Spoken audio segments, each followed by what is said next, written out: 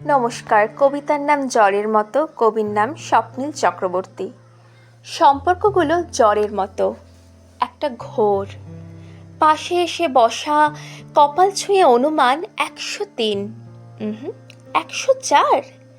চোখের ওপর ঠান্ডা হাত, জলপট্টি, তারপর ঘেমে নে একাকার।